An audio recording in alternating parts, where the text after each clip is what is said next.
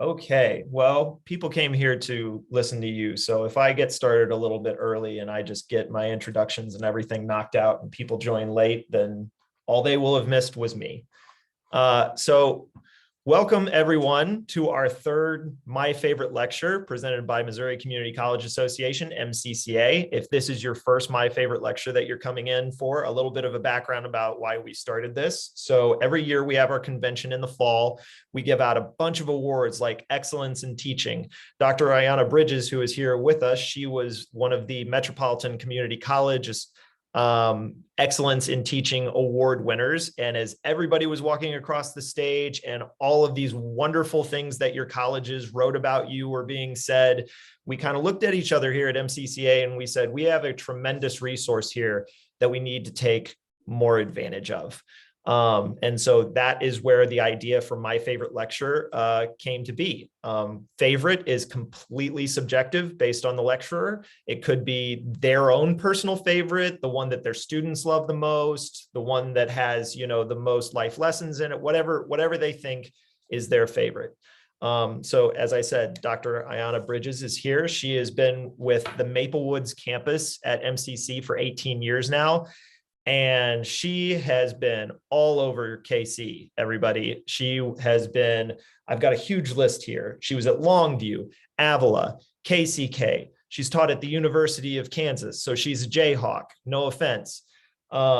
She has taught more than 9 comms-based classes. And her favorite one, though, is public speaking. So we've got a real treat going on here. She also worked in newspaper and TV and radio and all that before she started teaching. So like myself, she is a recovering journalist.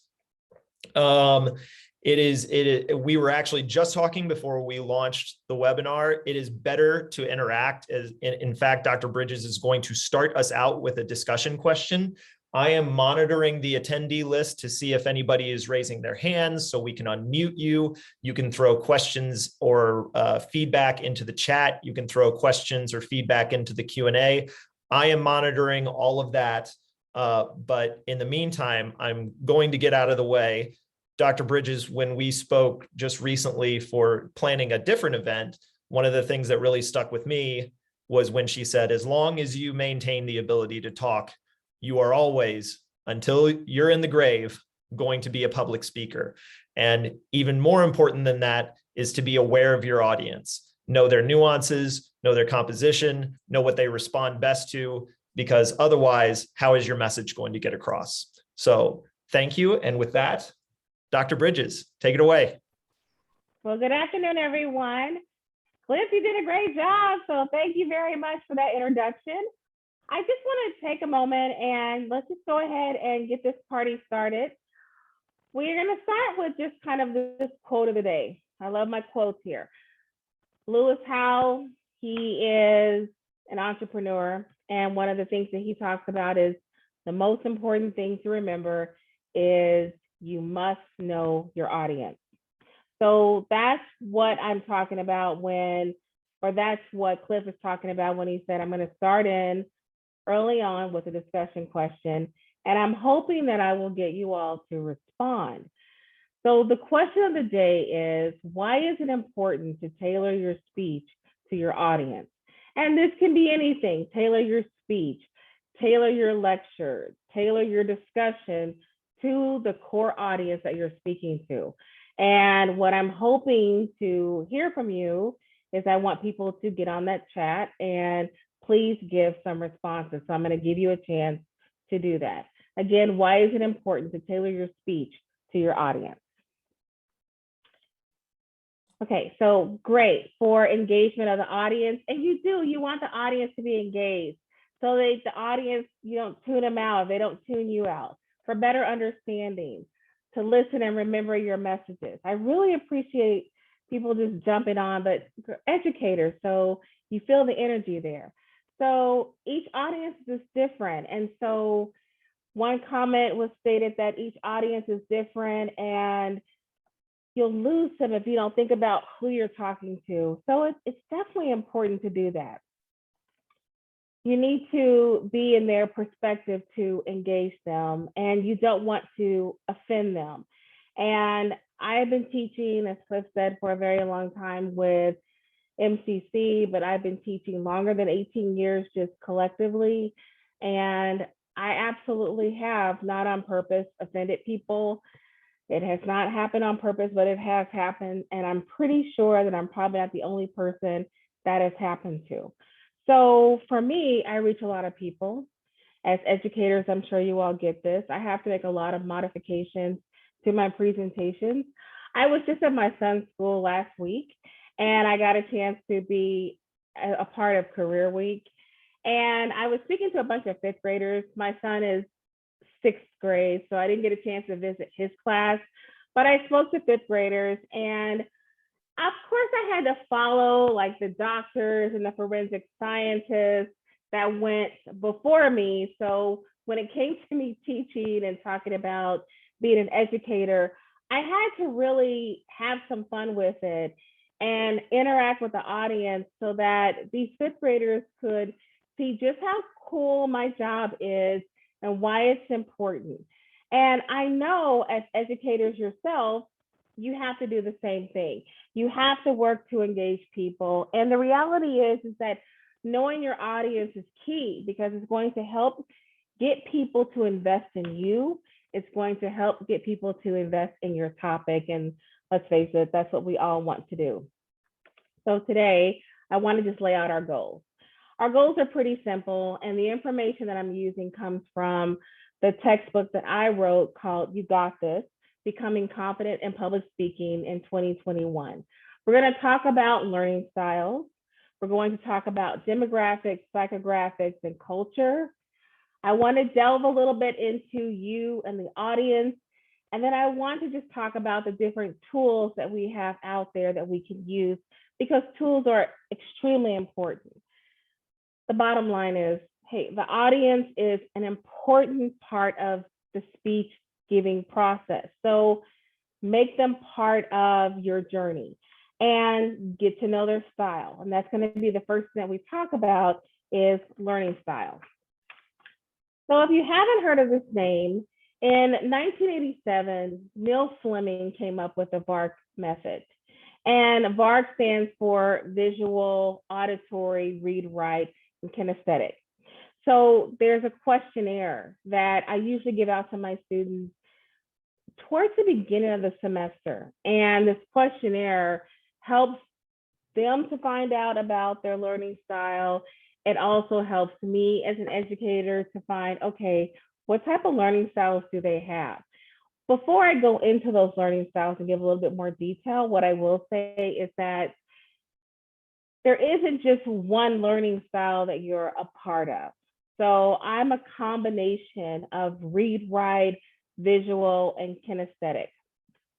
I'm more read, write. I'm pretty high up on the level there with read, write, but I still am visual as well as kinesthetic. So what we're going to do is we're going to go into those learning styles. So the first one is going to be visual. Visual can be the use of slides or pictures or videos. Anything that's going to show your audience how to do something. My mother bakes, and she is an awesome baker. And one of the things that she's always talked about is croissants. And I've begged her to make them. She doesn't like to make them that often because she says that it's a very tedious job. So one day, just for giggles, I pulled up a YouTube video and I saw the process that it took to make croissants. And then I understood why sometimes they can be pretty costly. And I understood why my mother doesn't want to make them that much because it's a very tedious process. So for visual learners, they get to see what's going on and they really get to be kind of that story. But then you have that other learner that's kinesthetic. So kinesthetic learners are hands-on. They learn by body movement. They learn by demonstrations. And they also learn by actually doing it, actually trying it out. And it makes a difference. So one thing that really sticks out to me is that I had a student once that gave a speech on breast cancer. And she actually worked at a doctor's office. And so the doctor gave her a prosthetic breast that actually had lumps in it. And she was really trying to persuade the audience to get a mammogram. So what she did is she handed out this breast and had people feel around and do breast exams, and they could feel a few of the lumps that were in there. As a total, the breast itself had about 5 lumps, but people could only feel maybe 3 of those lumps. And her argument was that by getting a mammogram, they can see what we can't always feel. Sometimes just doing a self-breast exam isn't enough. And it was such a great speech because up until that point, people had seen pictures or posters of self-breast exam, but by actually having a hands-on experience and understanding that that's why mammograms are so important, it really drove that idea home. As I stated, I'm a read-write person. So read-write people, we need details. I need a handout, or I need to take notes. I love written instructions, pamphlets, brochures, lists, whatever it takes. That's where my happy place is. I have to see it in writing. And for some people, maybe a visual learner, they may not need to see a bunch of things written out, but for read write, that's my dominant trait. I have to see it. Very important.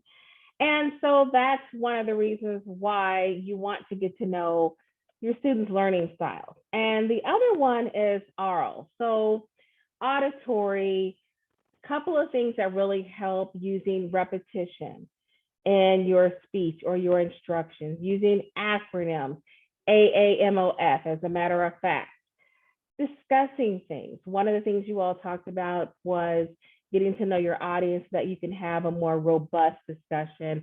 Oral learners really learn by having those discussions and trying to figure out how the concepts that you're talking about really work.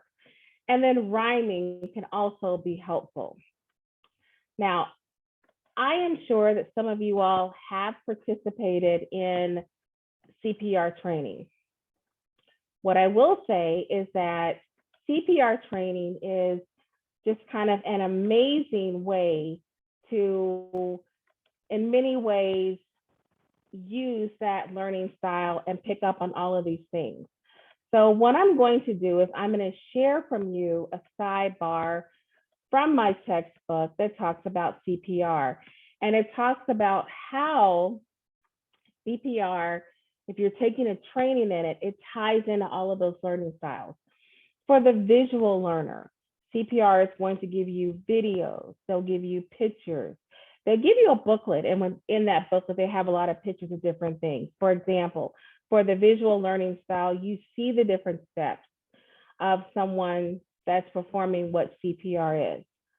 For the auditory or oral learner, you've got acronyms like CPR or the RICE method to help you remember things. Also, for read and write learners, you have that training manual that gives you all of these details, these how-tos, like what happens if a person accidentally burns their hand? What are the steps you need to take? And again, and that's my dominant style, when I took the CPR training, I loved having a book because I was able to just go back and go over things. And I do think that one of the most rewarding pieces of a CPR training is really tapping into that kinesthetic learning style, because you do get that hands-on training. The first time I took CPR, we just did the chest compressions and breathing and things of that nature. But the latter trainings that I went to, we used a defibrillator, and it was very helpful.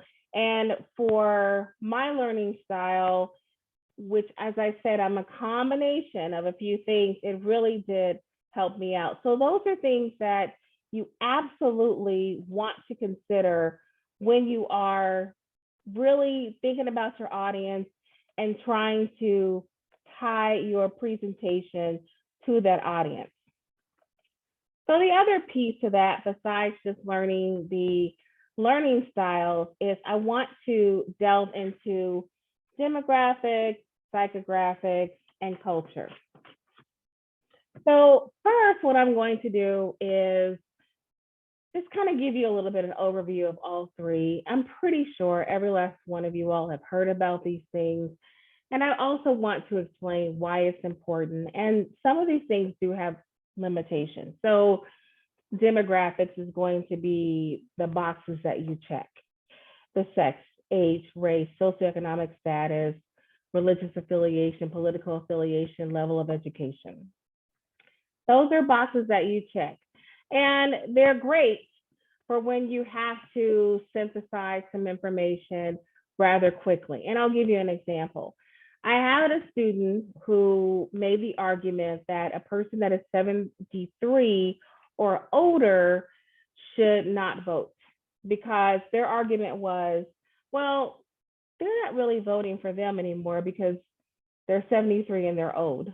They're really voting for me and my needs. And I think the person needs to be older.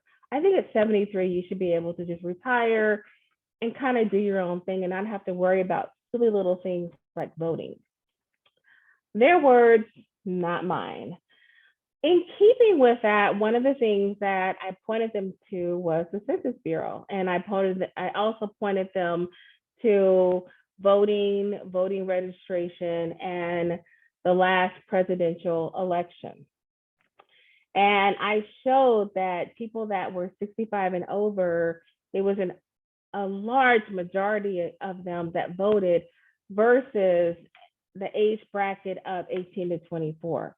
So demographics helped in that considerably, because they said, look, I know that you want to say that they're not voting or that their vote isn't that important, but it is. And a lot of people are voting that are 65 and older, including those that are 73. And then I also talked about, when it comes to demographics, you really have to consider age, you have to consider who's voting, you have to look at just kind of all different things on different levels of voting. And presidential elections, you're obviously going to get more people to vote, but local elections is where you start to see even a more overwhelmingly higher number of people 65 plus that vote. So demographics can be great, but realistically, it also can be limiting because no one wants to consider themselves a box. And one of the things that it doesn't allow for is complete diversity. There's not a list for everything else. And if your race is not listed on there, no one wants to check the box other. So it does have its limitations. But when you are trying to do a demographic analysis, just to kind of get a feel of who your audience is, maybe the education level of your audience, the age of your audience, the interest level, demographics can be very helpful. But then you have psychographics. So psychographics include things like attitude, your values, your beliefs, your personality, your aspirations. And one of the things that I want to just say about this is that this is what kind of bridges the gap between people that don't share the same demographics. So a lot of times you'll see couples that are in different age brackets, or maybe they are of different races, or maybe they grew up differently and have a different mindset. So I recently bought a house under a year ago, and my realtor is South African, and her husband, born here in the United States, she was born, I believe, has more of a Protestant background, and he's more of a Mormon background. And they came together, and part of what works, as she talks about, is that they have the same attitudes, values, and beliefs in a lot of important areas. So I think when you think about demographics and psychographics, it is important because it does help you understand your audience. And we'll talk about this later on in the discussion, but I think the other piece to that is that one of the things that helps other students do, like when they're putting together their speeches, is to understand that just because you may have a class full of people that share the same age, maybe in similar socioeconomic statuses, they don't have the same attitudes, values, and beliefs toward the same thing. So that's something to point out. The other piece, of course, is going to be culture.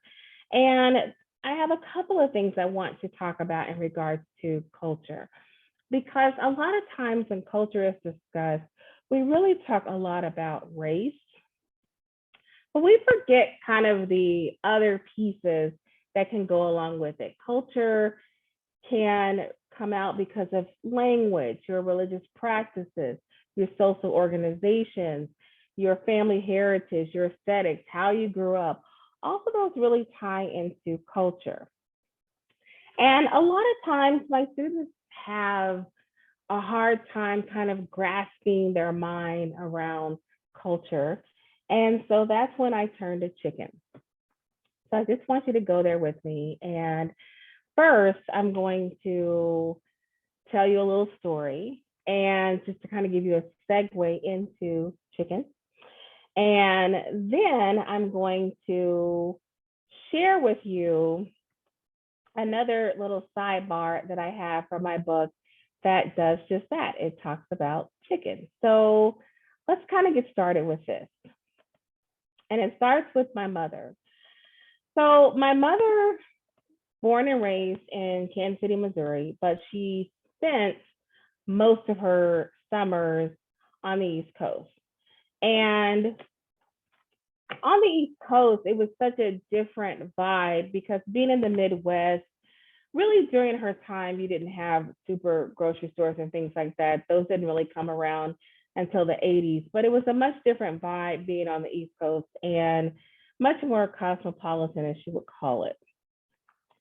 So when she kept coming back, my grandmother thought, oh, she's kind of turned into a little bit of a snob, because she would spend all summers with her grandmother, my great grandmother. So one summer, my grandmother thought, you know, I'm gonna send you guys out.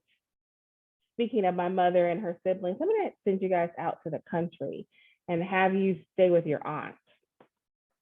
And my aunt asked my mother and my uncle one night, hey, do you guys want chicken? And they're like, yeah, we would love some chicken.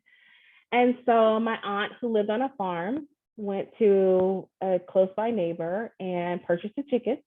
And then she brought the chicken home and she killed the chicken. And then my mother at that point passed out. And when she woke up, my aunt said, where did you think chicken came from? And my mother's response was, the market. And she said, well, no, we live on a farm. We don't necessarily, we go to the market, but we wouldn't go to a market to get chicken because this person down the street sells chickens and they're fresher and they're much better. And so that kind of led to this whole chicken discussion and how it can tie into culture.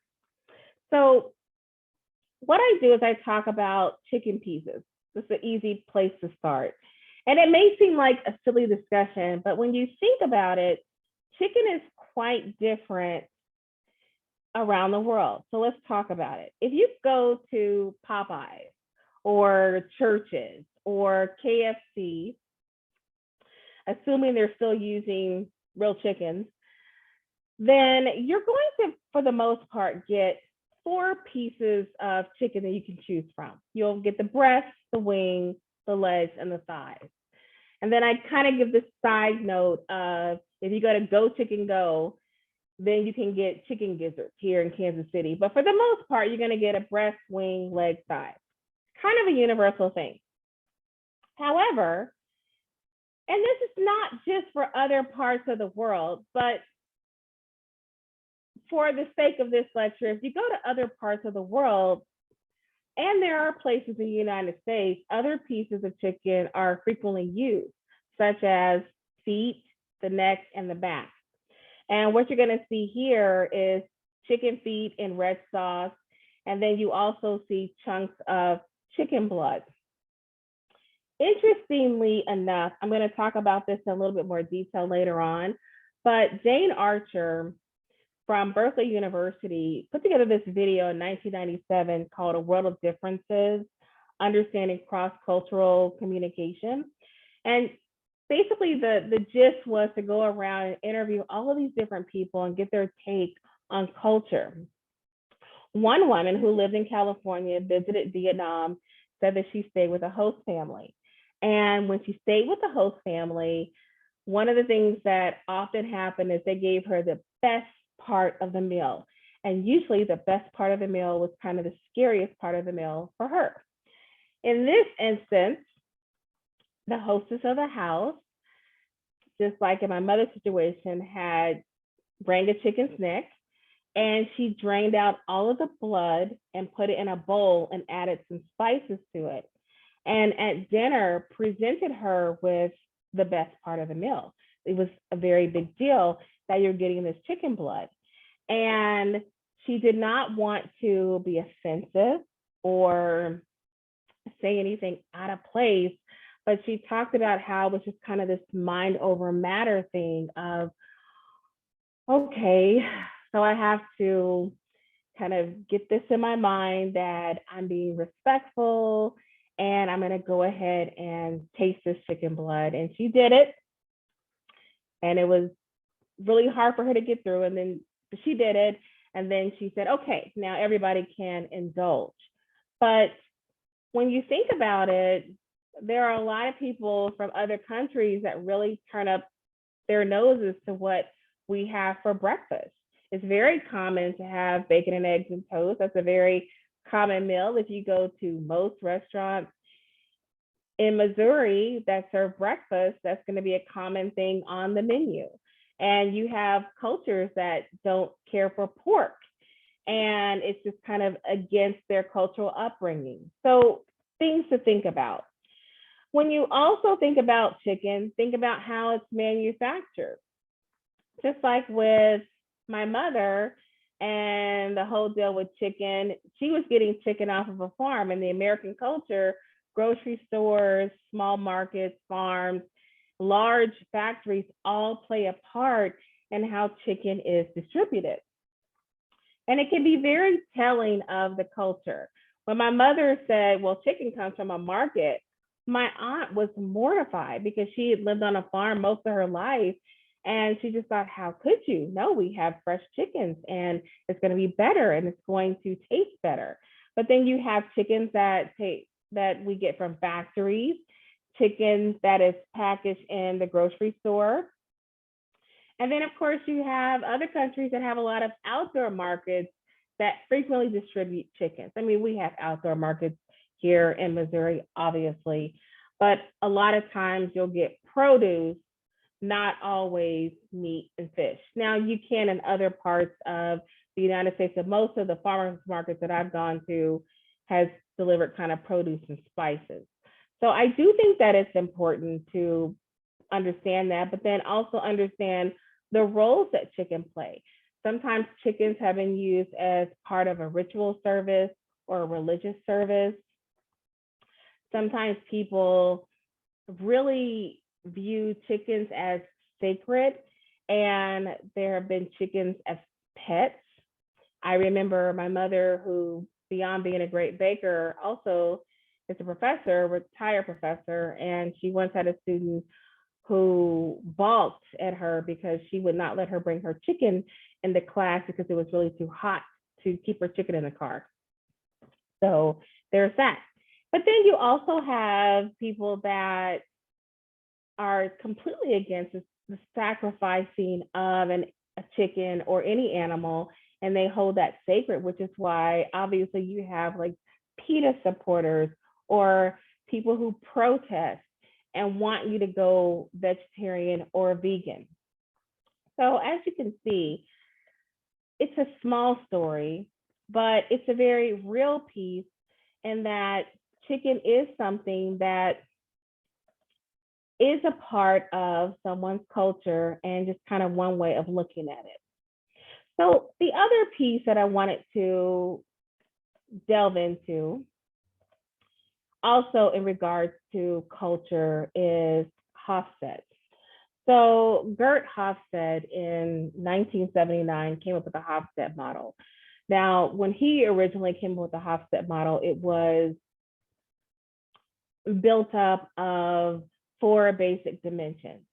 And those dimensions included individualism versus collectivism, low power distance. Low power distance is where it's more on an even plane versus high power distance where you have more of a hierarchy. Low uncertainty avoidance versus high uncertainty avoidance. And then masculinity versus femininity. So with the Hofstede model, there's so many ways that you can interpret this, but having taught intercultural communication, one of the ways that we use this model is in doing international business. Also, going back to that World of Difference video, and they talked about numerous cultures. One gentleman was from Japan, and he talks about the deep nod. And he said, you know, in American culture, if somebody nods, usually that means, hey, we're agreeing with you, we're on the same page. He said, but in Japan, when someone nods, it just means that we're listening to you. If we do a deep nod, then it means we're really listening to you. But it doesn't mean that we agree with you, and it doesn't mean that we have a deal. And I think with kind of knowing some of these idiosyncrasies, it can really help to make a difference. Another one, going back to the woman who was in Vietnam with the chicken blood, hard to forget that story. She talks about how at one point she was in a store and she was trying to reach something. It was up too high, so she pulled a chair over there, put her feet in that chair, and then reached up. She said automatically she realized, okay, I did something wrong here. And she said, you know, the floor is considered dirty. It's where people walk. It's where sometimes people throw trash or things like that. And so to put your dirty feet into a chair is really something you would not do in this culture. So you have to understand that. Another man was from Ireland, came to the United States, got together with some of his friends. And one of the first questions he asked is, where's the crack in his town? Which of course made people assume that he was on drugs. But crack in Ireland, fun. Where's the fun in this town? Where can we go to have a good time? It does not mean that he's trying to score drugs. So I do think that it's important to understand culture. And I do think that it's important to kind of delve into it. Of course, when you're taking a speech class, there's so much that you need to cover. Any teacher understands this. So we don't always get a chance to play around with it, but our intercultural communication class really does a great job of breaking down culture. So we've talked about thus far learning styles, and then we've talked about demographics, psychographics, and then of course, culture. The other piece of the puzzle is getting to know you and really getting to know the audience. So here's the reality of it. And I tell my students this all the time. You've got to check yourself. You have to kind of delve into several things. You have to do a little bit of perception checking. Basically means that you're kind of describing what's happening, giving a multiple amount of interpretations, and then checking with your audience for clarification, making sure, hey, are we all on the same page? Do we understand what's going on? You also have to be mindful of your attitudes and your values and your beliefs. Sometimes you are too close to a topic. And there are just certain topics, there are certain things that make it very difficult to talk about. And they can be very sensitive topics. And if you're too close to a topic, it can be very difficult to remain unbiased. When you're doing an informative speech, your job is to inform and only inform. But sometimes students can be so close to the topic that they start persuading the audience to do something, which is not their goal. Or sometimes their biases show up, and that happens. And so when I have students think about their topics, think about what they're going to talk to their audience about, I have them really try to check these things. And one of these things that I point out in regards to biases is that a biased speech is really just not a fair representation of a chosen topic. And what happens is that it can morph into stereotypes. So I'll give you an example, and then I'm going to show a videotape, and hopefully I'll get some feedback from you all after I show the video. So one of the things that I've seen numerous times is that students that give speeches will make assumptions. Well, you know, we're all college students, so we all party and we all do that. And yeah, you may have some college students that party, but it may not be a partying audience that you're speaking to.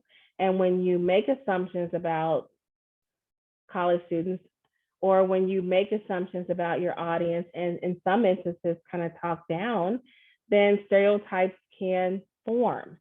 So what I have for you is I have a short video that I'm going to share. The video itself comes from the TV show Mixed-ish. And the video deals with stereotyping. So let me just get this little video up and running, and then I'm going to play it for you all.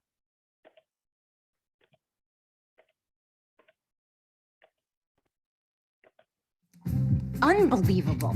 Angry Black woman. Do you know how hard I've worked to be seen as more than just Black or just a woman? I went to law school in the 60s. In my graduation photo, there's someone holding a sign saying, N-word, go home. What? I missed you. Seriously. I'm one of the most accomplished people at my firm, and for them to reduce me to a stereotype? Yeah, I know what you mean. I'm a great father. We're not all on DT time, Barbara. Okay, you know what? It's not the same. I'll just save it for my journal. Why are you two getting so worked up over some stereotypes? Stereotypes ain't never hurt nobody. Once again, Aunt Dee Dee was wrong. Allow Dr. Rainbow to explain. Stereotypes come from our need to be part of a group. And in our own groups, we have the ability to see each member as an individual. Whereas we tend to see each outside group as one faceless entity. Innocent enough, right? Wrong. Because of that, we're able to then add on negative traits. That's where stereotypes like Black people are lazy, Jewish people are good with money, and white men can't jump come from. And that can lead to harmful things like racial profiling, the Charlottesville rally, US border camps. So yeah, Aunt Dee Dee was wrong. Look, all I know is stereotypes are here to stay. So I say just ignore them and move on. We should ignore them?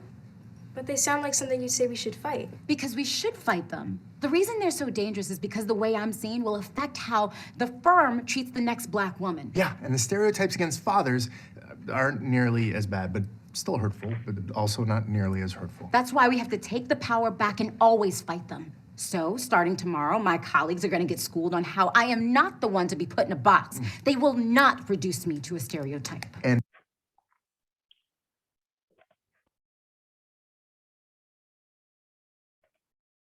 Okay, so I wanted to show that video. And of course, obviously, there's going to be that comedic piece for a little bit of laughter, but the bottom line rings true that stereotyping can really be off-putting. It can be very negative. It can have very negative outcomes, and it can be something that makes it difficult for people to want to listen if they feel like they're being stereotyped. And I can't mention enough how many times I have had students lump, maybe if it is a person in the class that has lumped all women together. I have people that have lumped all men together. I have people that has given stereotypical comments, and it can be troublesome.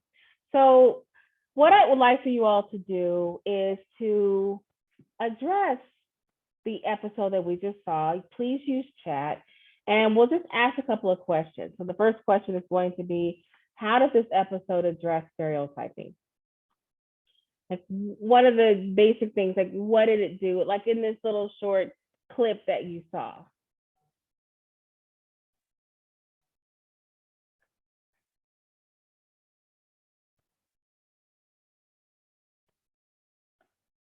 Okay, I don't see anything in, okay. And if it would be easier, if people want to jump in and join in on the conversation, you can also raise your hand. I'll unmute you. That's another option. But yes, please do jump in. Okay, so that it is something to be addressed, that it shows how it can affect someone on a professional level with promotions and those who come after. It also addresses stereotyping from a standpoint of race and what a person can and cannot do. And even though that example talks about race, I think it's important to just point out that stereotyping can happen to any group of people, period, regardless of race, sex, age, things of that nature. Even with my student who felt like 73 and plus should not be voting anymore, I just had to point out that, okay, you're discriminating against an entire group of people. Other comments that people have said is that addressing stereotyping from a standpoint of race and what a person, oh, I just read that, sorry. It showed the personal effects as well as how it touches a whole group, as well as different people are marginalized at a definitive rate. While we are all stereotyped, some are more problematic. And these are all excellent comments. And the other piece to this is, I'm going to actually skip to the third question because you all did kind of talk about some of the problems that come out of being stereotypes or stereotyping people. Kind of a side note before I get to that next question that I would like to ask is that, you know, it's really hard for students to feel comfortable in speaking up in classes. So when a speaker is biased and gives a speech that comes out as stereotypical and offends people in the audience, every now and then you'll get some students that will speak up. But what usually happens is that the student shuts down. And that in and of itself is quite a problem. And so that's kind of my example, but other examples of how does this apply to speech giving? Why is it so important to check your biases, to check your attitudes, values, and beliefs, to try not to be a person that stereotypes? And one person commented that we're all individuals and should not be lumped in or stereotyped. And I just couldn't agree more. I think that that's such an important part of this. So I want to just, let's see if we have any more comments. Okay, all right. So I do think that it's important, like I said, as a speaker to really just kind of think about you and think about yourself as a speaker, but also think about your audience. So there used to be kind of this school of thought in regards to the audience and being a passive audience versus an active audience. And audiences used to be looked at more passive than anything. The passive audience member is someone that just kind of consumes media text and is not really actively using their brain. They just accept and believe the messages that come to them. And I got this from Media and Audience Analysis in 2017. But then we have a new school of thought that really came up where audiences tend to be a little bit more active. The active audience is, the active audience model really sees the audience as individuals. These individuals who interact with the communication process, They use media text for their own purposes, and they're considered prosumers, which is a combination of producers and consumers. So when you have a passive audience, they just kind of take it all in and soak it up like a sponge.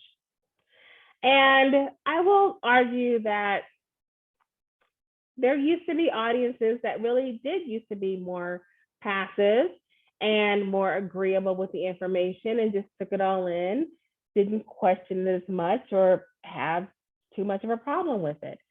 With that being said, as we've seen, audiences have become way more active and they weigh in on things.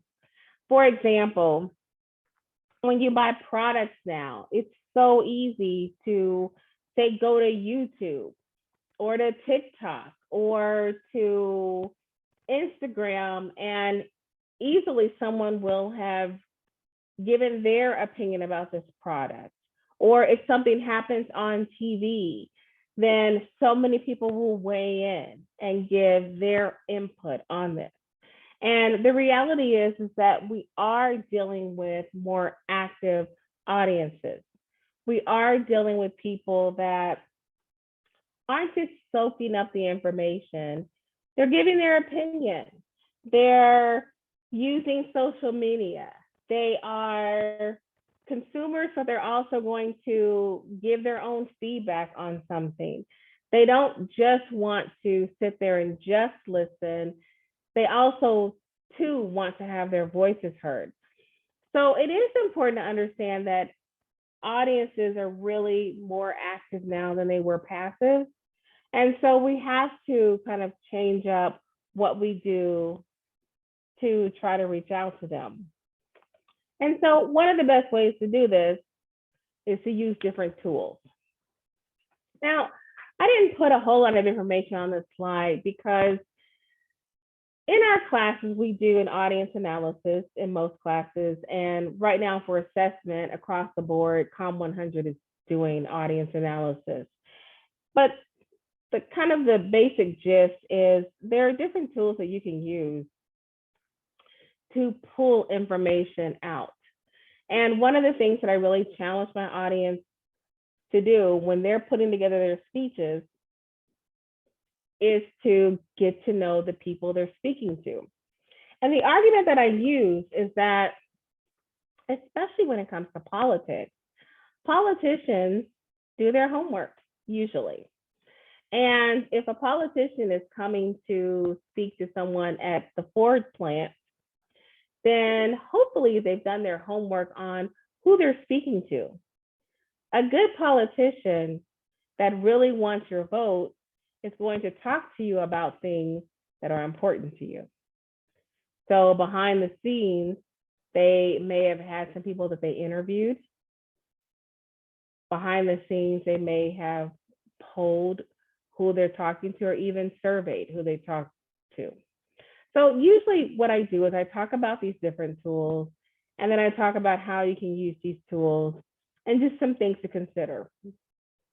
Interviewing is going to be more intimate because usually it's more of a one-on-one situation. I always ask my students to be prepared before they do the interview. Make sure that when you go into the interview, you have your information ready to go. You've got your questions, that you're asking the right questions, and you don't want to go in and offend people, but you do want to ask very clear questions that they should be able to answer. And then I also tell people that there's a follow-up period that can be very helpful when you've interviewed someone, especially if you're going to use a quote. I used to, and Cliff mentioned this, we both were in journalism. I misquoted someone before, and their family got the article and they were very upset because the person didn't say it that way. And had I just taken a little bit of time to follow up and make sure, hey, this is what I heard you say, please verify if that's true or not, it would have went over better. Interviewing is a great way to find out about who your audience is. Interviewing is a great way if you're going to share some details from your audience within your speech. But it's also important to definitely have that follow through. Make sure if you do interview someone, follow up, make sure that you got the information and you got the information correct, especially if you're going to quote them. Polls is also something that actually can be a lot of fun, and they can actually be a lot of help to kind of figure out where people are and what they know. Even if you're doing a speech on eating breakfast, polling people, having them raise their hand in class, or using some type of tool like Poll Everywhere or Kahoot can be a lot of fun. Kahoot is both of them are interactive, but Kahoot is a little bit more popular than Poll Everywhere. And it's quite interactive in that you can get your phones out, you can text in the proper response, it shoots up on the screen, and it's a great chance to see what people know about something. It's also a great way to have your audience interact with them. So if I were doing a speech on breakfast being the most important meal of the day, then having a Kahoot would be great, because right there, the results will pop up on the screen. You could ask people, how often, or do you eat breakfast in the morning time? How often do you eat breakfast? You can find out what types of things that they eat for breakfast. Maybe talk about why they eat breakfast, even talk about how they feel after they eat breakfast. So polls can be very helpful. And if you have the time, they can be a wonderful in the moment way to kind of break things up and get people giving you their opinions. And then finally, you can use surveys. So I use surveys a lot, and I actually have my students survey people on at least one of their topics and use that as one of their resources in their speech. It's great because they get a chance to first find out if their classmates know anything about their topic and where the classmate sits in regards to the topic and so forth. So surveys can be great. What I would say, just kind of to end this out, is that regardless of how you go about it, the audience is key. And you want to get their buy-in on your topic. And so there's a lot of different ways you can go about it. So today I covered learning styles. I went into demographics, psychographics, and culture, and I promise you'll never look at chicken the same way. I talked a little bit about you and the audience, as well as gave you some tools. And here's just kind of this takeaway. For fun, I came across Bailey Sarian years ago. So I'm going to tell you a little bit about her story. So 2018, Bailey Sarian became a YouTube influencer hopeful. She was a former employee of Urban Decay and Sephora. And she launched this makeup tutorial site on YouTube. And it definitely had what I would consider like a cult following. People just loved Bailey, and she would do her makeup and give you all these different looks. But she wasn't getting the buzz that she was hoping to get. And so 6 years later, one of the things that she did is she changed things up. So January 15th, 2019, she launches something that's called Murder, Mystery, and Makeup. And basically what this site does is she does her makeup. She comes on like bareface and she does her makeup. As she's doing her makeup, she tells these mystery stories. And they're actually interesting because all the stories are true. So then it kind of forces you to go back and find out more information about it. Now, the ideal of makeup and mystery may not be everybody's cup of tea, and I totally get that. But for people who love makeup and for people who love mysteries, then this is kind of a perfect fit. Now, Bailey has become a phenomenon in her own realm of people, and she has over 11 million followers. She has recently launched a podcast called Dark History, and it's actually been pretty great because it talks about dark moments from history and discusses them. And anyone that's ever been interested in critical race theory, Bailey really touches on some of these different issues. Now, the major reason why her videos are as popular as they are is because she knows her audience. She's not trying to reach out to people who don't like history. She's not trying to reach out to people who don't care for mystery. And she's not trying to reach out to people who don't like makeup. She knows her audience.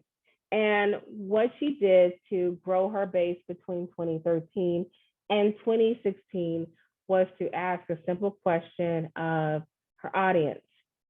What would you like to see next? And people started saying, hey, we want you to do this type of makeup. Hey, we want you to talk about this story. Hey, we want you to do this. We want you to go into more detail.